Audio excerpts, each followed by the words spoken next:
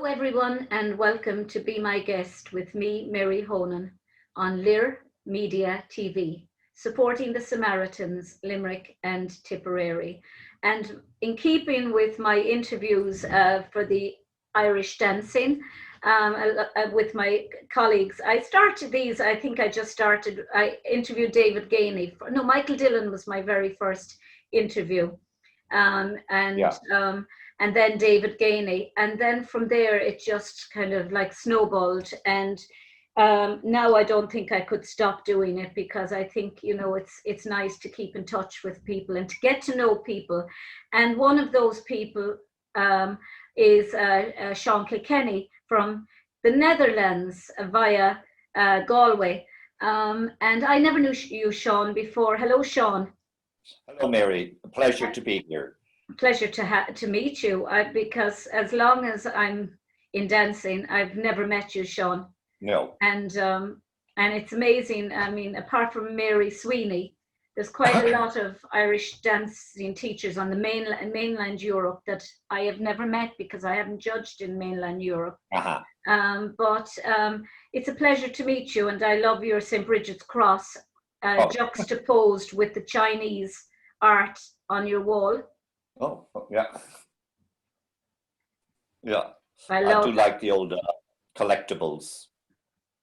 Holland is a great country to be in if you like the old collectible antique stuff. You can pick up stuff now, Mary, here for nothing. Really? Yeah, absolutely nothing. It'd be just they cannot in the auction houses. Nobody wants anything that's antique anymore. Anything older than the 1950s now. Wow. Is just thrown out. And I like antiques that I picked up on the street. I like antiques, and I love antique jewelry, even though I love old jewelry. I mean, I have all my grandmother's engagement ring and my grandaunt's I'm married to a goldsmith, so really make antique jewelry. Yeah, I have my aunt's engagement ring, which was bought in 1921 in Fines Jewellers in Limerick, and it just closed in 2019. The last Jewish family in Limerick. So showed me with all the inset diamonds. Has it got all the insets? I haven't it on me now. Her one is at home, but my my mother's engagement ring is you probably can't see it. It's beautiful, one. Yeah. It's 4 diamonds. My dad bought it in England. What's and the then stone? The top one's my own one, but the center one would be my mother's wedding ring. And it's 22 karat gold. Beautiful. And all the stuff on the bracelet are I look on the bracelet as being an autobiography, because it's my first communion medal, my name in Arabic, because my friend was married in Libya for many years. Alhamdulillah.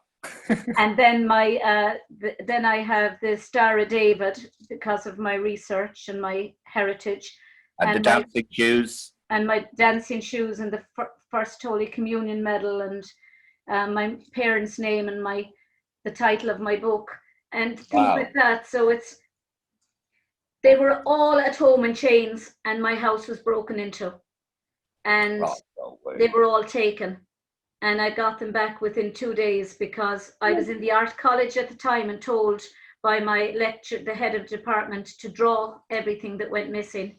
So I drew, and I was told the people who had taken it. So I went to their house, but I just said I was going door to door, and the Gardaí got it back within 2 days. So I was very lucky.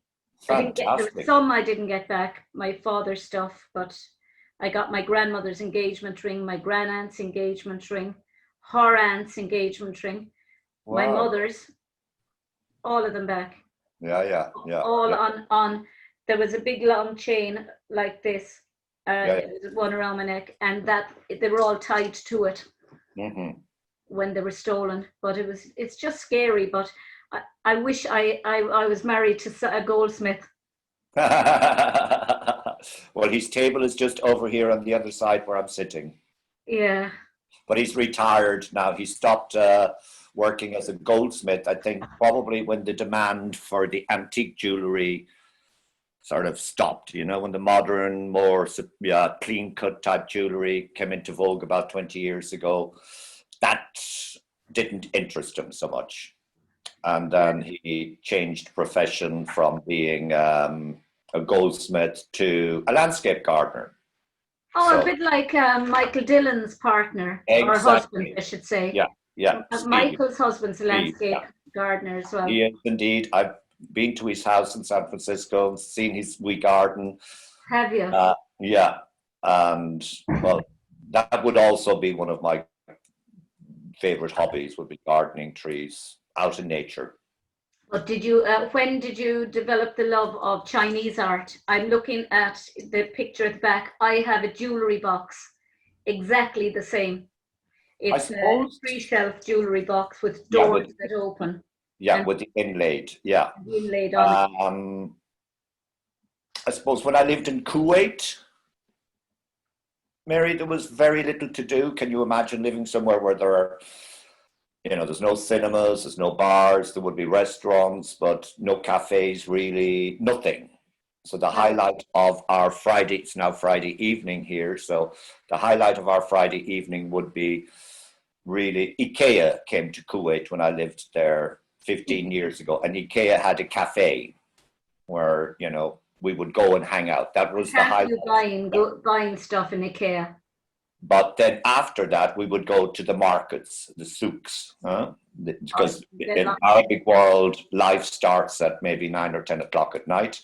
And you just go from one, you know, mostly antique carpets, but they would also have a lot of Asian bits and pieces of Asian porcelain and furniture. So that's where I started to develop a sort of an interest in, the older, certainly from Asia. And Ireland wouldn't be, I suppose Ireland wouldn't have a huge, I mean, there's a program on TV on Britain, and it's the Antiques show. Do you ever watch it? I have. And I have been to a lot of the shops in Ireland, the antique shops, you know, Patrick Street in Dublin and whatever. You get ripped off. Yeah, I was going to say, I don't imagine that we have a tradition in this country anyway of having, because I suppose we were colonized for so long. We never had a middle class. We never had a middle class, no. And so we wouldn't have had those gems in the attic. Yeah. I actually have a brass fender that I often think I must actually keep it, get it valued. It's a big brass fender, and I have stuff inside in the press. I was just so relieved that it wasn't broken or it's belonging to my great grandmother who passed it on to, and it's red glass. It's a decanter with a cup, a glass on top of it, and it's insignificant looking. It's like a decanter, as I say, with the glass on top of it, but it's red glass, and apparently you can't get red glass anymore because whatever dye was used. Yeah, Czech or something. Yeah, I don't know. I'd have to see it. Lovely. But, and then here, you know, well, certainly not during lockdown, but it's also nice living here in the Netherlands. Certainly on Sundays, you know, in the middle of winter. What part of the Netherlands are you in? I'm in The Hague. Oh, wonderful. Yeah, The Hague is... A friend of ours, a colleague of ours here in the station, he's Dirk de Klein. Okay. And he's from Maastricht. Uh-huh. And, but he's probably one of the only people to come to this country who speaks a language that's not native to him with a perfect, not just a perfect grasp of the language, but a perfect grasp of the humor, the Irish. Yeah. You know what they say about Dutch people? He's Dutch, yeah. But you know what they say about Dutch people and languages? No. They can speak everybody else's language, but nobody can speak theirs. Yeah. He speaks 5 languages. Yeah. So I see it because I teach in a Dutch secondary school. So the new students this year, starting in first year, will learn Dutch and English, of course, but they will also learn German, Spanish, Chinese, and French. So they start with 6 languages when they are 12. Wow. Do you think that languages should be taught even younger? I mean, I'm thinking, I don't know about you, Seán, but I went through this system here in Ireland. I was later starting than everyone else started at 4. I started at 5 because I was in England, and my mother was fluent, but my father was English, I was English, and she used to do my homework, my Irish, and she used to put all the chevues in. So the nuns knew straight away. It was a dead giveaway that I was, and they used to say to her, "Stop it, Myra," and she'd say, "Is my Irish rusty?" And they'd say, "No, your spelling is," because the chevues were done when I was there. But I just think that I know it may be controversial, but I think all schools in Ireland primary schools should be Oscailga, because I think if children are taught it in a conversational way from infants all the way up along the line, by the time they're 12, then they can start learning the grammar, and all about the Mocaneloch and the Aimshire Lorach and the Aimshire Catcha, and that there's time enough to learn the structure when you can speak the language. And I think that's the major flaw we have in our system here in Ireland. Using it. We get so bogged down with rules. No, just use it, try and start using it naturally, huh? Yeah. I see with my little kiddies, I have a little beginners class here in The Hague, and I think there are 8 of them, and they're all under 6. But there isn't one native English speaker in this year's class. There's a lot of Dutch kids, little Dutch kids starting, and a mixture of nationalities. You know, The Hague is quite international. So, of course, I will teach bilingual in English and Dutch. Okay. And just to get them talking. Change all the time. Yeah. You know, it might be 1, 2, 3, or it might be 1, 2, 3. And when I was coming out of class on Wednesday evening, they were all going home on their bicycles with their moms, and they were just shouting, you know, singing, going up the street, 1, 2, 3, 4, 5, 6, 7, jump 2, 3, and so they have the language. I look at my friend Anne, who lived for 35 years in Libya, in Tripoli. Her husband is from Tripoli, but he trained here in Ireland. He trained in Shannon in air traffic control, and then had to go back to Libya. Gaddafi was alive at the time, and they lived there until the war broke out there a few years ago, and they came back to Ireland. But I look at the languages. I mean, they can go like that. Zahra and Rania and Nadia and Yusuf, they can just flick from second to second back into Arabic or into Libyan, which is a different dialect altogether. And you're talking away to them, and suddenly you think, I've lost the grip of the English language. What? And then you realize that they are no longer in the English mode; they're in Arabic, or they're in Libyan, and you think it's just extraordinary because they speak English with the same proficiency. Yeah. And in fact, they speak it. There is no trace whatsoever of an accent because they never spoke anything but English at home. Oh, yeah. And then they can just flick at the turn of a switch and start fighting with each other in Arabic. Yeah. You know, or telling a joke in Arabic, and Anne won't speak it. And next she's driving the car, and she'll turn around and she'll say, "You do realize I understand you in Arabic, do you know?" Yeah. It's funny. Yeah, mad world. It used to be bilingual, but now it's trilingual. Here it's for little kids. It's getting to, you know, that they all have at least 3 languages. Yeah. And it's not a problem. Yeah. But I suppose I mean, I think, Mary, looking back also on my own education, the fact that, you know, we're on an island makes a big difference. Yeah. It's much more difficult if you know, grow up on an island, say like Ireland or any other island. Yeah. Because you don't have that potential to travel.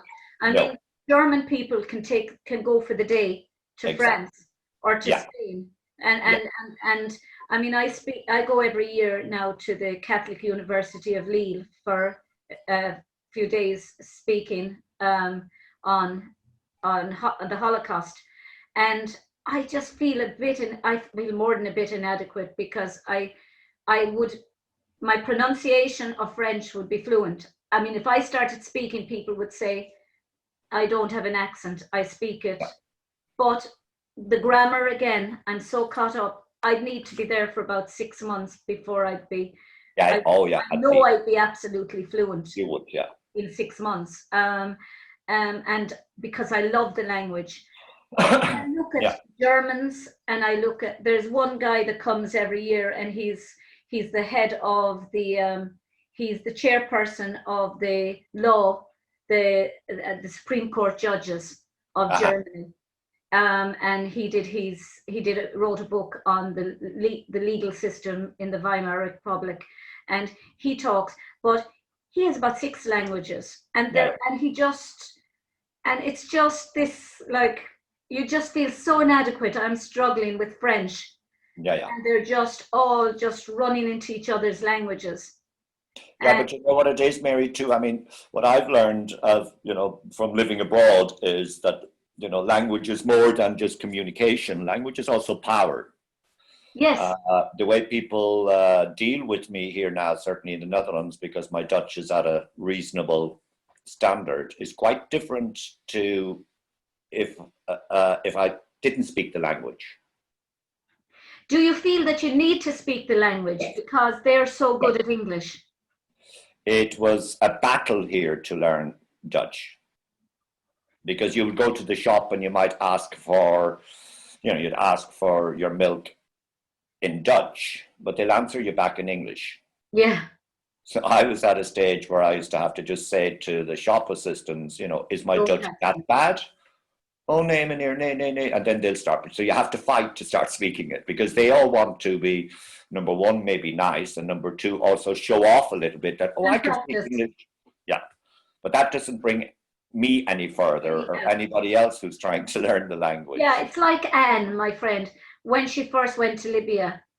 She really was like Princess Diana with the hair, and they used to be all fascinated because she was the only redhead, or the only sandy red hair in Libya, and they were all talking to her in English, and it took her a while to get used to it, and then she was saying all the wrong things, and her mother-in-law used to be laughing. She didn't know what she was laughing at. No, Muhammad, I can't believe you said that, because she'd get everything wrong. But I've never heard her speak in Arabic, but she does. I mean, in Libya, and she understands it absolutely fluently. But she's still so reluctant to let her Irishness go. And I mean, even when she was in Libya, she said she used to be playing the wolf tones and Joe Dolan. Ad nauseum, just and the chieftains, anything just to hold on to her Irishness. But you embraced the language.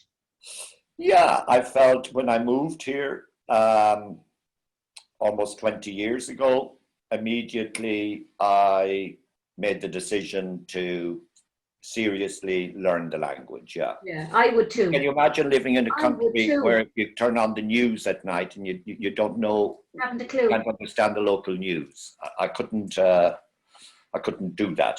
I wanted to know. What are they saying? What are they saying? What are they saying? I got a letter yesterday, an email last night I saw it today, from the British Holocaust Education Trust that I'm a member of. And it was all in French. And I thought, oh, Jesus, I would just so like to have been able to just read it. It was to put in an article on Jewish graveyards during World War II. But it was in English at the bottom. But I just thought I would have so loved to have been comfortably able to read that without, and I was disgusted with myself, and I thought, get a grip, Mary, you need to go to France for 6 months. Well, I've this year taken on another challenge in school that I've started now teaching, because up until now in my Dutch school, I've been teaching bilingually, where we use Dutch, or we use mostly the medium of English to teach my subject, and maybe articles or whatever websites, Dutch websites. But now I'm taking pre-university students, teaching them aardrijkskunde, which is geography, in Dutch, in their language. So that's a big challenge, but it's going well. And what is your qualification? Have you? I went to University College Dublin, UCD, and I studied political science and geography. Excellent. In the early ages. Have geography. Yeah, I love geography. Unusual combo. Very unusual. There was only, in university, there were only, I think, in our final year in politics, I don't even think there was 20 in my class. Geography was also a small group. But at that time, in the early 80s, in the department, it was fantastic, because do you remember Brian Farrell? He used to present 7 days. Well, he was my tutor. Phenomenal. He was my tutor for 3 years. He taught you. My tutor, even, lecture. Oh my God, he was just. I mean, I can still remember. I was only a child and I can still remember this. My mother loved him, and I remember he was talking to some guy. I love sarcasm. I really love people who have the ability to be sarcastic and do it beautifully. And I know it's not probably politically correct, but people like Jacob Rees-Mogg, that sort of sarcasm, that sort of just quick-fired, quick wit. But I remember somebody said to him, trying to put him down. He said, "Brian, I could be here all night answering you." And he said, "You've got 2 seconds." Yeah, exactly. And I just thought, oh my God, I never thought that. I'd say it was about 10. But it was just the way, it was what my mother would have done. Just to have said like that, she'd have come back with an answer and just put things to bed, so to speak. Yeah, say it or get off the bike, Brian, I could be here all night telling you now the answer to that. And he said, "You've got 2 seconds." And then we had guys like Richard Sennett. He used to be always on television during the times of the elections. Yeah. Morris Manning was also Morris Manning, lecturer. Yeah, so there was a fantastic, there was I mean, even the likes of Vincent Brown. Look, when Vincent Brown retired, he's from Limerick. But when Vincent Brown retired, journalism, in my view, retired with him. Because there's no such thing. You look, with all due respect, you look at CNN and you look at Fox and you look at Al Jazeera is quite good. And Al Jazeera is good, I like it. And Euro News is quite good. Public radio, public news in the US is good. The public station. I don't watch that. You're not, it's good. No, but I just find there's no such thing as, it's all fluff. It's all ask a question and get an answer. Ask a question, get an answer. There's no depth. There's no. I mean, there's a video going around of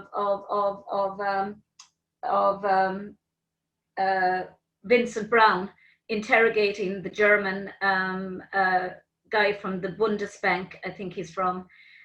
He just went through him. He just didn't give up. He said, "You're not answering my question." And he said, I answered you the last time. You didn't answer me the last time, and you're not answering me now. Yeah, exactly. And that's what I think journalism is. And that's what we used to do great in this country. Well, they say now that many journalists now say that they're sort of held to ransom because, they're they have to write in a certain manner. And if they don't, they won't get the jobs. Yeah, I think they're not allowed to be sort of, open-minded and really write what they think. When you have one person owning all the stations and owning all the media, it can't be any other way. But I do think that with the likes of CNN and Fox, they tend to be a lot of lawyers turn journalists, and they haven't grown up with the investigative side of it, where they beaver and they just keep on going, almost detective-like, to find the answer. And exactly. Yeah, here in Holland now. Here in Holland, some of the documentaries are, oh my God, did he just go that far? Britain is very good. I mean, with questioning and interrogating and having always the balance. Yeah. Say the Labour and Conservative and Liberal Democrats, and there's always somebody representing each side, and we do have to have it here for unbiased reporting, but still I don't think they go into it too much, because we have one person that owns nearly all the radio stations and all the media. So it's a battle, but it's taken us probably 35 minutes to get to the part where, how did you start dancing? I started my dancing at home in the kitchen in my house. I think my mother, whom you have a picture of there, she obviously learned how to do some step dancing when she was a young girl in national school. Who taught her, I don't know, but she knew her Blackbird, and she knew her St. Patrick's Day. And my older sisters used to dance. I think they went to classes in Athenry in Galway to the dance teacher's name was Mrs. Fahey. So they would come home from dancing. I'm the youngest of 10. 10? So, oh my 10, God. Yeah. And they would come into the kitchen doing their jump to tweet and jump to tweet, and we'd all start laughing because whatever, and I just copied them. But there weren't that many dance teachers, because where I grew up, Mary, was so remote. Yeah. And there was no cars at the time. I mean, it wasn't as if we could access or go to Galway City or whatever. So it wasn't until I had a lovely teacher for about 2 years. Mrs. Mullins was her name. Her daughter was a great dancer, Margaret Mullins. I think won a world championship. And her mom, she was her husband was the station master in Ballinasloe. And she used to come out our way and give classes. Yesterday I interviewed Paddy O'Donnell, and he said that she was the person instrumental in bringing him to Canada. Oh, Margaret Mullins. Yeah. Oh, okay. So her mom taught, but she wasn't qualified, but she ran a little feis, probably when I was about 10 or 11, locally in my area. And that feis was judged by a teacher at that time in Loughrea in Galway called Anna O'Loughlin, who was in school. People like, Christina Maguire. Christina danced in my dance school, Aideen Benson, Marcella Cusick, and I was like the last in as the fourth boy. So then I suppose I was 11 years of age then. Yeah. And in 1975, Anna O'Loughlin, was amazing. She organized a tour of New York, like the East Coast of the United States. So can you imagine in 1975, 25 or 30, the whole dance school doing a tour to the United States.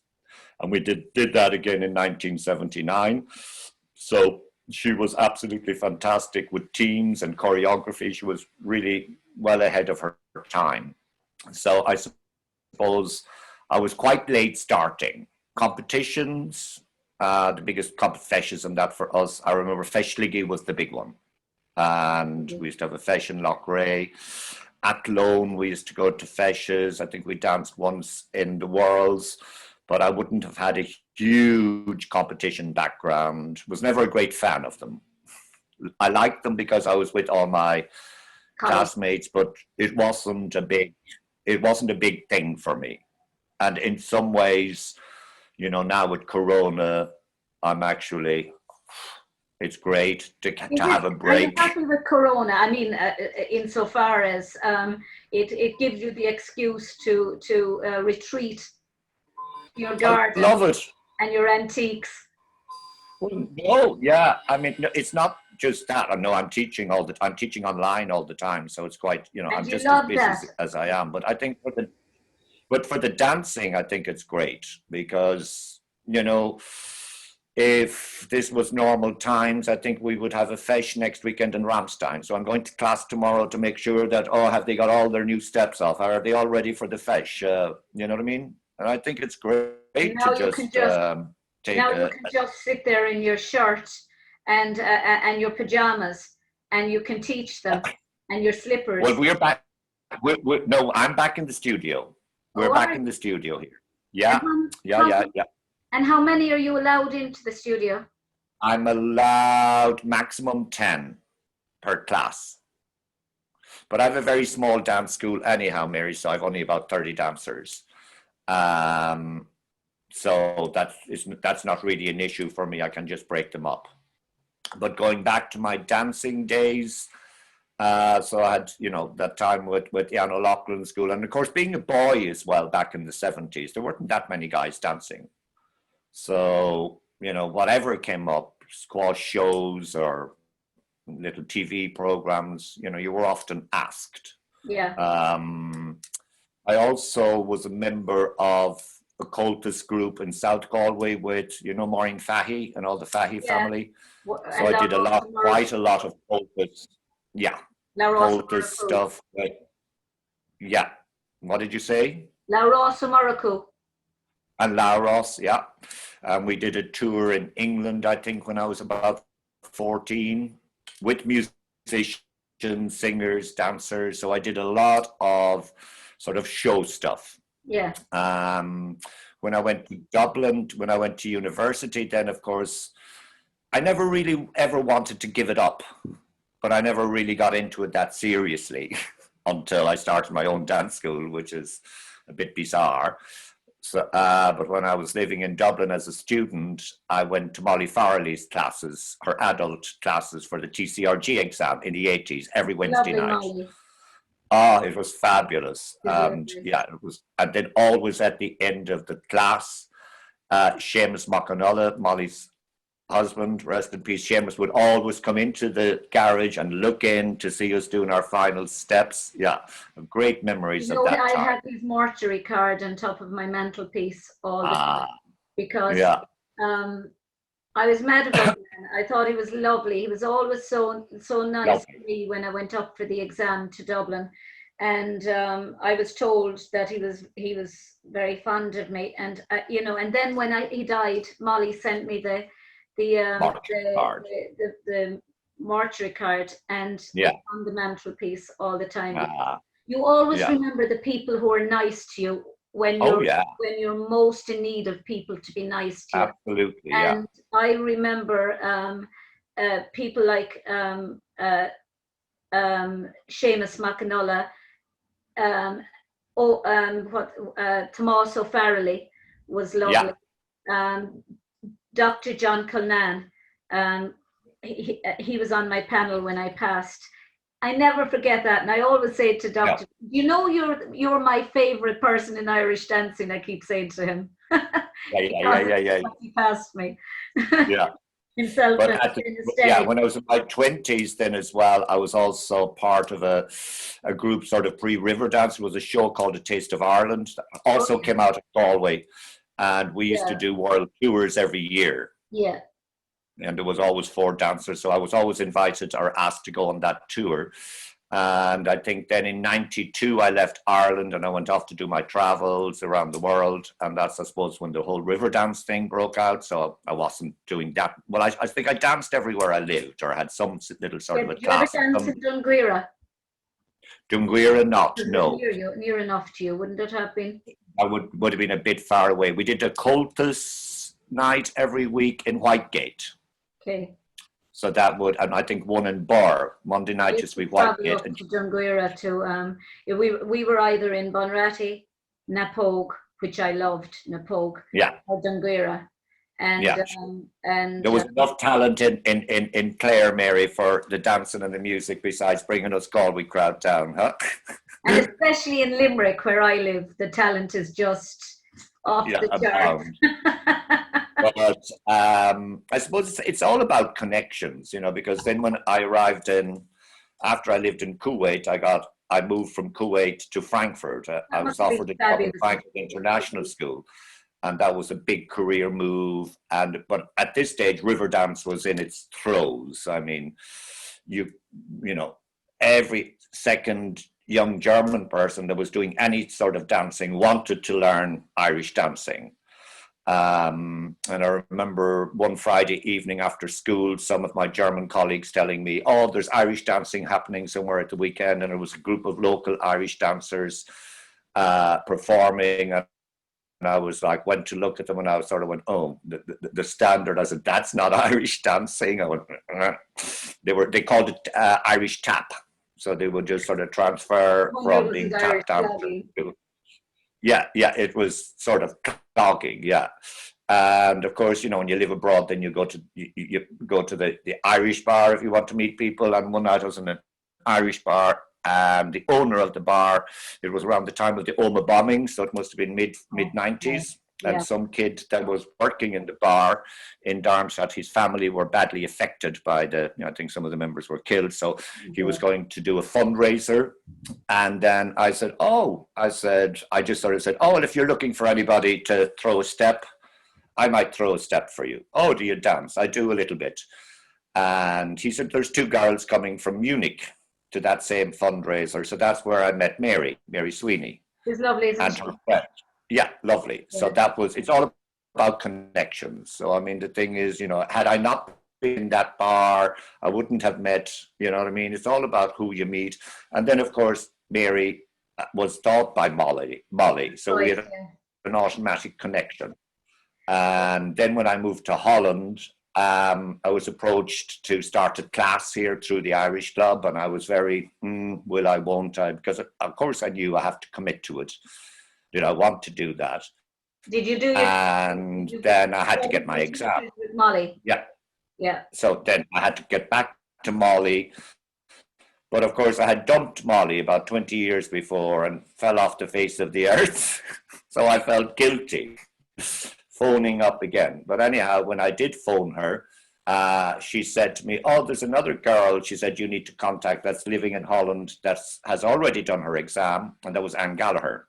Oh, yeah. And I remember Anne because Anne was from Sligo and she used to dance with Paddy McDermott, huh? Didn't she go to June Deegan and Gallagher? Can you say that again? Anne Gallagher, didn't she go to June Deegan to dancing? No, that's another Anne Gallagher in England. Yeah, okay. This Anne Gallagher was from Sligo. An earlier vintage, I think. Yeah, but she would have been quite a top dancer around my time in the early 70s. And she had moved to Holland. So she had started a dance class in South Holland. Okay. And actually Anne then arranged a meeting to get Seamus O'Shea over, and everybody that was sort of starting to teach Irish dancing, and sort of set up this meeting. And I suppose that's where it all sort of kicked off from. It's gone huge. So it's gone huge now in mainland Europe. I would think. It's probably to your eyes you'd think it's gone huge, but it's steady. I wouldn't say it's huge. It's not that, you know, we have kids ever have imagined.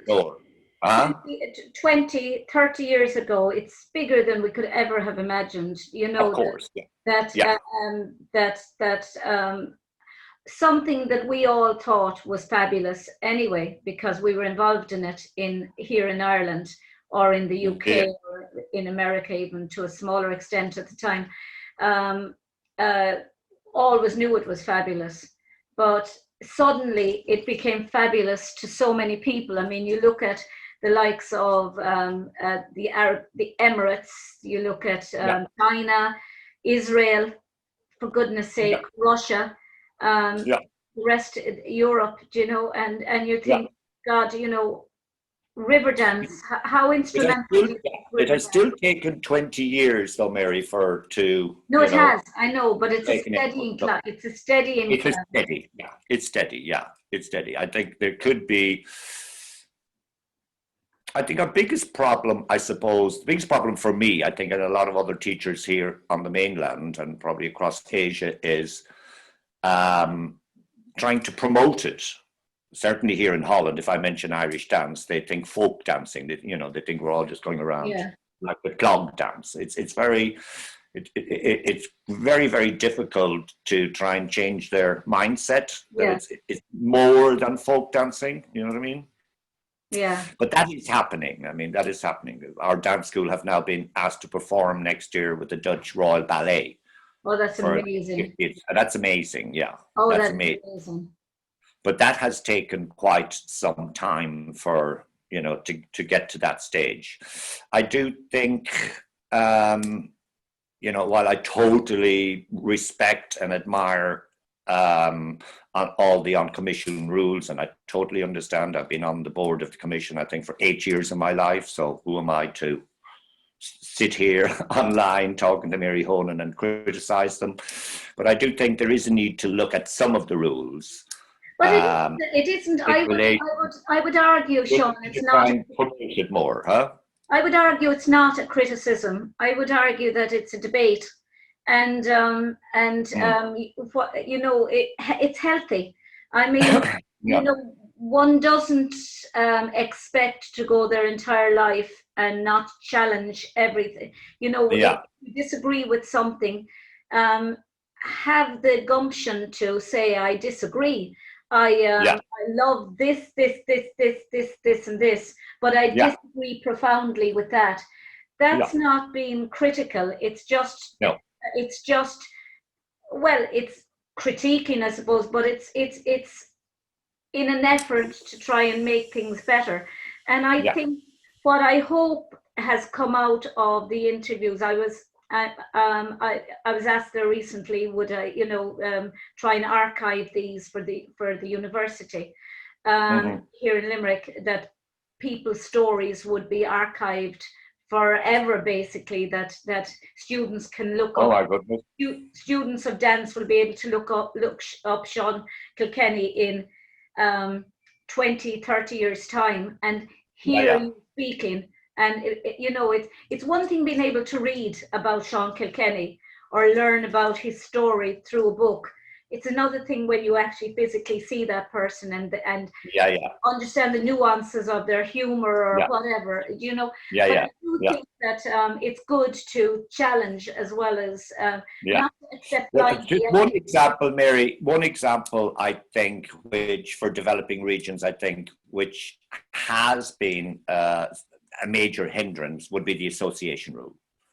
That's what I was going to go on to next. Yeah, so like the likes of me, I was 42 years of age before I did my TC.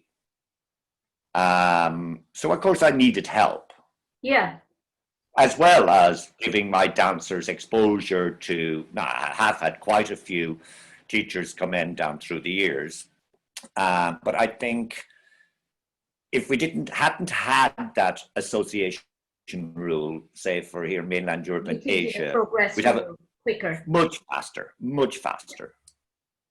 because Europeans and Asians by nature like to abide by rules. They're very rule-abiding nation, in general. And I think you look, I don't know, when you were learning Irish dancing, but I know when I danced with Anna Loughlin, I mean, people like Donny Hunt from New York, he was in my age group when I danced, and, we still love it because guys like him would come from the States for about 2 or 3 months before Festligi or the World Championships and actually, stay with families in Loughrea and come to our class. We were talking about that.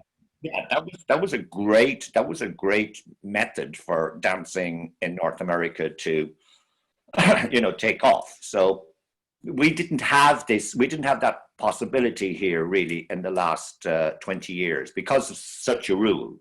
But of course, on the other hand, the rule is probably needed for other reasons. But I think things like that it is needed, and I've said it so many times. John Kilnan and I were talking about it as well. I was saying, really, I can see both sides. Gary Healy brought it up to me one day, and he made a very, very valid point about the fact that in America they're doing it. It's very much a business, and if you can't bring in a teacher, say from Kogol or CRN, who is doing something really nice that you've seen, and you want them to come into your class isn't getting the benefit like you'd have ballet schools who'd bring in a teacher to give private tuition. And it's a bit like, I suppose, two supermarkets opening up and one being told you can't sell bread because they're selling bread, or you can't sell meat because they're selling meat.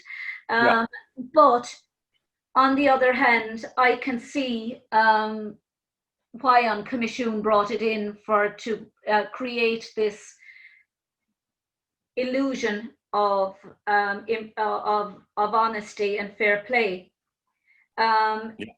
That's what it was brought in for. Having said that, I think artistic safety, saving, locking, giving your own artistic, choreography material as yours. I think it's things a bit too close now. And I mean, if you look at the masters who used to go from village to village teaching Irish dancing, in the very beginning, when Irish dancing started, and they went from village to village, and it didn't matter who they were teaching, or even when we were children, and you could go into or a teacher could come in and sit down and have a chat with another teacher. Or you could be at a fesh and somebody could say to you, you need to do A, B, C, D, and E. They might see you practicing in the hall. Why don't you do this? And you take their advice. You can't do that now. You couldn't go over to somebody else's pupil and tell them. And I think in that respect, the association rule, you might agree with me, is hindering progress. But at the same time, it's creating for parents this sense of honesty, which I'm not sure it's working, because parents. I think another one, Mary, that I feel very, and I used to raise this a lot when I was on the board of the commission, is, the fact that, we have these amazing events called the World Championships and the All-Ireland Championships, but who sees them? Now, you're the first person to bring this up, and each time I'm at home, I think I must actually bring this up. I must bring this up. I think prohibitively. You think I have dancers dancing at the World Championships, and I contact some local press here. I have nothing to show them visually except a picture of a stage. Yeah, because no one's allowed video. Nobody's allowed video, and you're saying to yourself, now we're in COVID lockdown and that, we're all talking to each other, we're talking to people from different organizations, we're all, it's no longer a them and us situation. Even our own colleagues, people like you and me, we'd never met before, and we're now, we're talking to each other as if we knew each other all our lives, but we have. There was one development with Barbara and the PR when I was on the commission, that we did get to making the videos of the set dances. Yeah, I just think a step in the right direction. I think youngsters are so intelligent, they can go to a fesh now and pick up a set by 5 minutes. Just can you imagine from a PR point of view how amazing it would be if a local TV company here in the Netherlands could just stream the senior ladies competition when one of my dancers is dancing in it. But it's not even that, Sean. What I was actually thinking of down the lines of, and I was saying, I must actually ask somebody when the right time comes to ask. The price of going to see a world championship is so prohibitively out of reach of most people. When we were dancing and that, you had the Féile Limini in the Arklan Féile Hall. Every year you'd book ahead of time, you'd book to see the Munster belt being danced. Anyone could come in off the street and buy a ticket for the Munster belt who just loved Irish dancing. Nobody is getting to see this wonderful world of Irish dancing. Only the people within that world who know already how wonderful it is. If it was actually cheaper, you would have the ordinary, and I say ordinary Joe Soap saying, oh, there's in the Netherlands, there's an Irish dancing competition on today. I'll go down and I'll pay my $10 to go in and watch it. And you pay your $10 and you go in, or you put whatever, the €10 to go in and watch it. And it's introducing, it's spreading the word of Irish dancing more. And competitions aren't so, it's not so insular.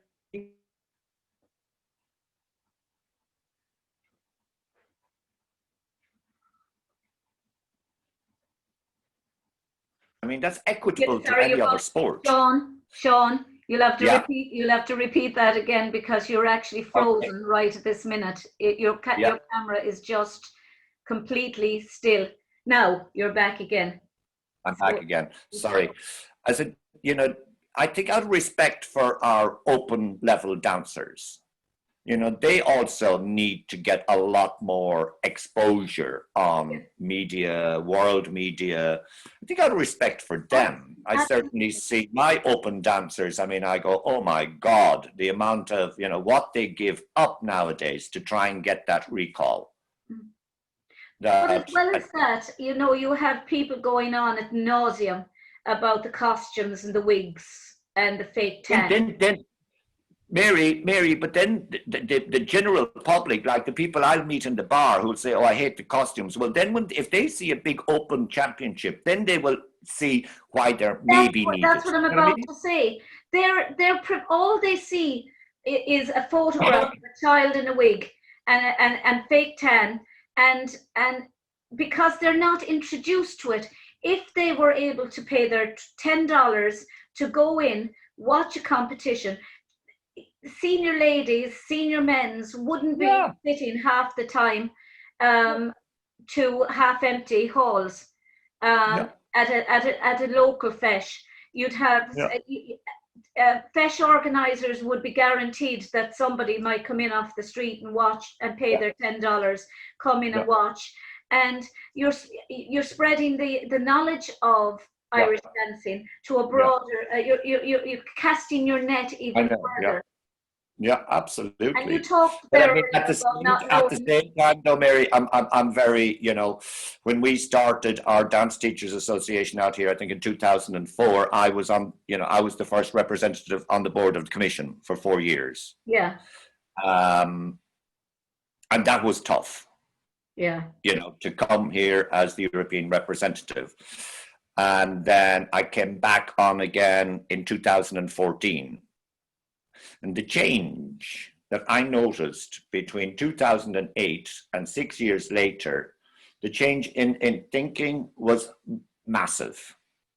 I got the feeling that it's much more open to Irish dance becoming a global dance form.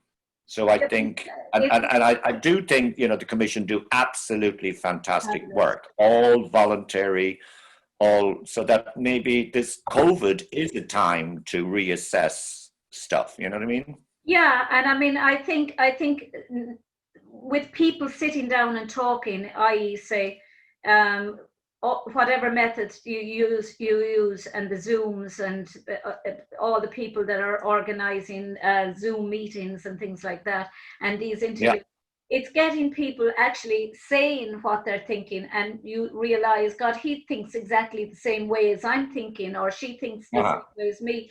But I do think that unless we cut the prices of going into competitions, unless we advertise competitions beyond our own little dancing schools, it can no longer, post-COVID now, I don't think it can be any longer financially viable for people to be just advertising their fesh to their children in the class, sending out a syllabus to the parents and other teachers. I think people need to advertise it like they'd be advertising a concert or a ballet. and put and invite people who aren't Irish dancing aficionados, if you like, to but it's got at the world level. I mean, can you imagine if the world was held, say, in Boston or in London or Dublin, and anyone could just walk in and see it? Everyone's benefiting. People, the Irish dancing's name, its reputation, the standard. Mary, will they walk in though? Because most people on the street probably think that Irish dancing is this type of folk dancing. They do. How many people actually know what a top open dancer looks like? I mean, there is no reason why every year that even 30 minutes of the World Championships shouldn't be televised by our local or international media. There's no reason why RTE shouldn't be televised. There's no reason why you can't stream the whole thing with a world media company. No reason whatsoever. But if they complain that it would take too long, it's 3 days, they show the snooker. They'll show the World Snooker Championships. They'll show the tennis from Wimbledon for the entire 2 weeks. Why can't they show an Irish Dancing Championships? Because of the association rule. But yes, and it's back to how much has COVID actually made us stop and think about all the ways that we're actually losing out in promoting.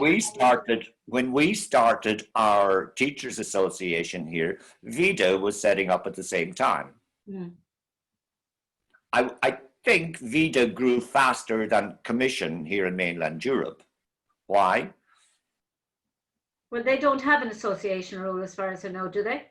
They don't have these rules, and that's what a lot of those who were interested in learning Irish dancing liked.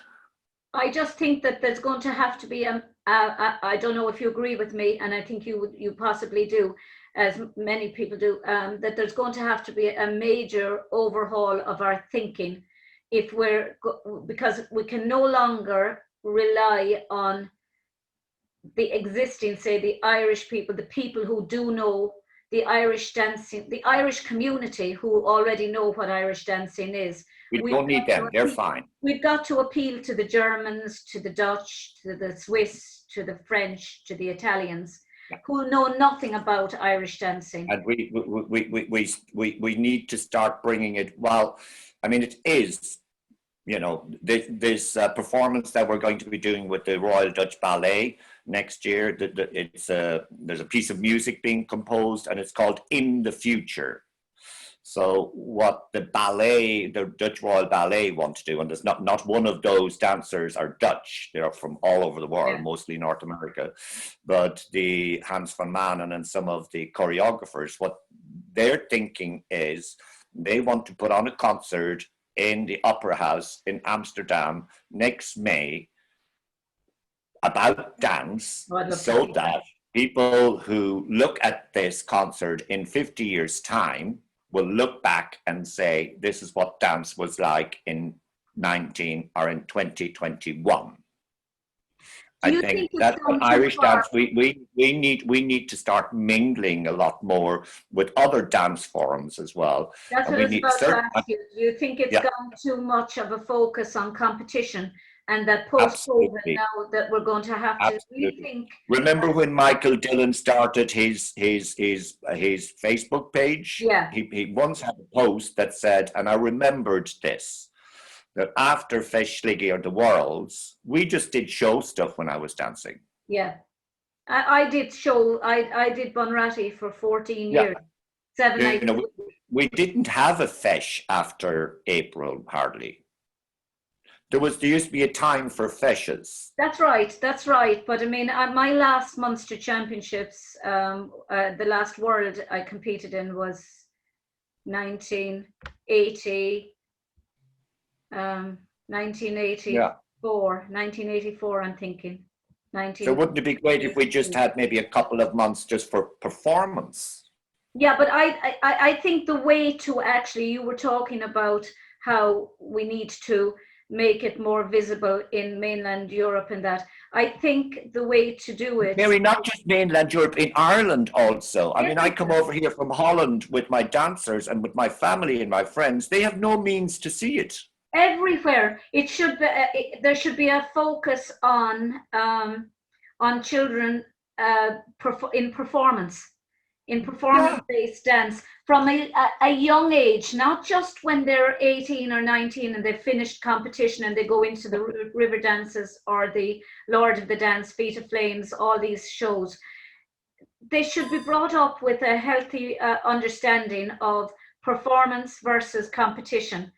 I know it's difficult to break habits when you constantly have your arms down by your sides and suddenly you've got to break it to move your arms in performance and then switch back for competition. But in the same way as you're learning a language, it's a language of dance, and they should be able to switch back to competition mode again when the competition season. Of course. You know, if you can go to a competition and see 10, 11, 12-year-olds putting on performance like a stage school or like a ballet, then it brings more people in. The schools become more vibrant. All of the children mightn't compete, but does that matter to schools when they're dependent on it for a living? You could have every place has to have a performance, has to have a theatre type performance element, or you know. And more people are getting away from this rigid idea that Irish dancing. When you talk to people who are non-Irish dancing crowds, you hear, and I just kind of feel like, oh God, I knew he was going to say it, about the wigs and the costumes and the makeup. And I keep thinking, can you not look beyond that and look at the value of the wig, the great value that it has, and how the costume is part of any performance, whether it's a ballet or an ice skating or gymnastics. Absolutely. It's the presentation, the hair tied back, the presentation is in every. Can you just not look at the work that these children put in? And if someone walk off the street and go in and sit and watch a concert, pay to see a concert that Irish dancers are at, or pay to see a concert or a world championships, why is it always just Irish dancing teachers and judges and dancers who are at a world championships? Why can't the ordinary person who has seen it, who has been introduced to dancing through a show like your show with the ballet company, why can't they buy their ticket and rock up and go in and watch maybe a half a day of competitions? I would even go further, and I would just say 1 day free entry, first come, first served. Yeah, after the teachers and the adjudicators, there's 40 seats left. If there's no reason why there should be 40 empty seats if there's people outside the door want to come in and watch. I mean, have you been following all the stuff on social media, you know, like David Geaney, the Gardner brothers, 5 or 6 top girls during the week coming up with stuff. David. Yeah, I mean, all of that stuff is just going to be so moving. You know, it's bringing Irish dancing, and they need exposure. But it's also collaborative. It's also collaborative. It's also festive dancing, because you're learning from them and they're learning, and there's no association as such, because because there's no association because they're not teachers, and there's no association because they're doing it via Zoom. But if they were to come into your class and do it, then there's and they're a teacher, and if they did it in Seán Kilkenny's class and they did it in Mary Honan's class, I'm associated with Seán Kilkenny because I've had somebody do a workshop for me, and that's the part I don't agree with, because I think it's stifling creativity, it's stifling our ability to learn from one another.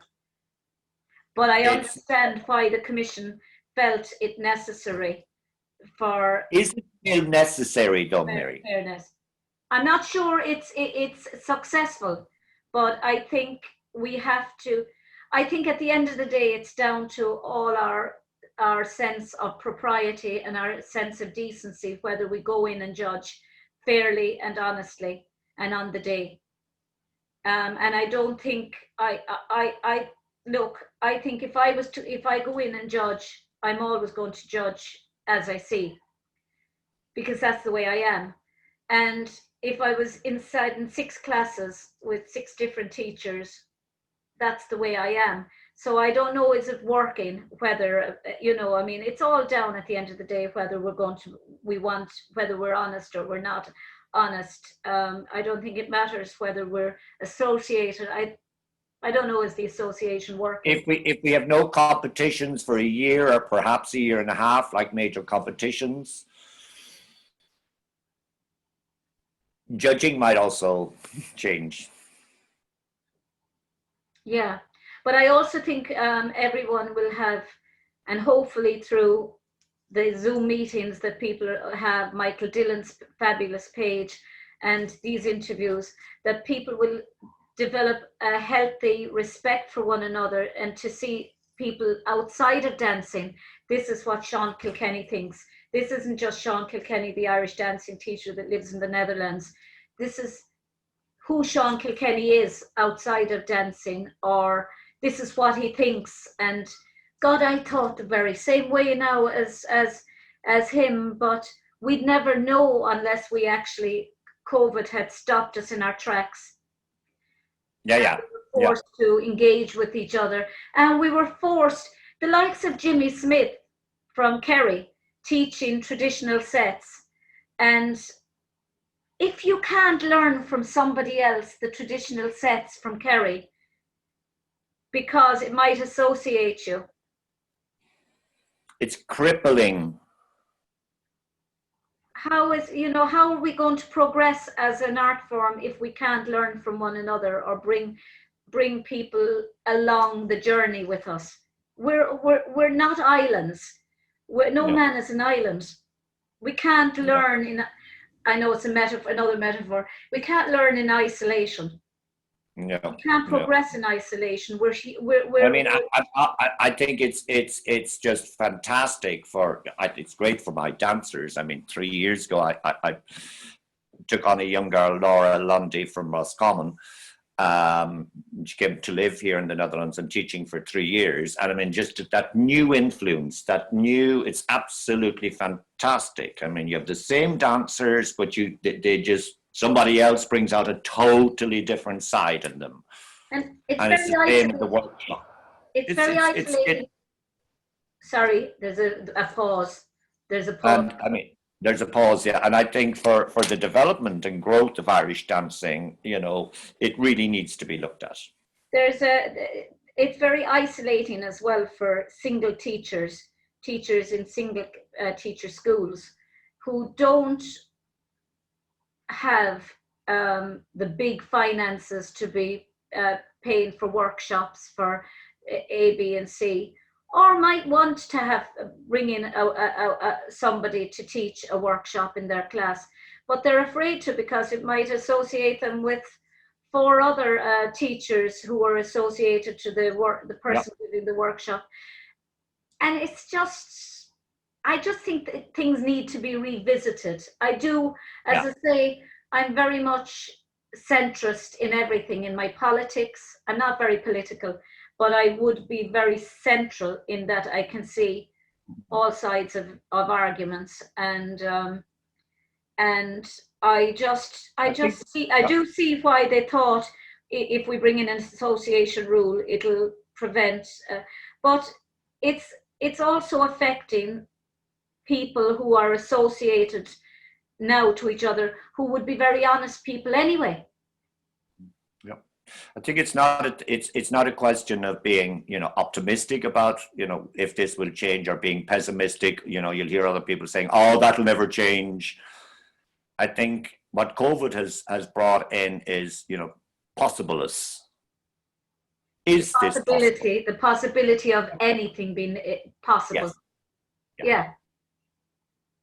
As much as it's been a stifler, and as much as it's prevented us from going or doing things that we normally do, it's also been an enabler because it's enabled us to sit back and think, God, there's endless possibilities once COVID ends. There's endless possibilities to sit down and keep this dialogue going and not just accept willy-nilly everything that you're told, but to see the potential for so much growth in Irish dancing beyond our little group. And I mean, okay, we are a global organization, but yet we all know each other because we know each other because it's the same people go to the same Feshana every year, Worlds, All Irelands, North Americans, Europeans, and we know the same people. Why not open it up to the possibility that people who have seen the Seán Kilkenny at the ballet dancing might see a local fesh on and say, I'm going to pay my €10 and I'm going to go in and I'm going to do that. Yeah. And empty seats are no longer empty. Yeah. Well, I think it's I've worked on other committees. Yeah, certainly. When new rules are brought in, I think there should always be a time slot put on a new rule. To see does it work? Whereby maybe after 5 years it's reassessed. Yeah, 100%. Well, within the commission there is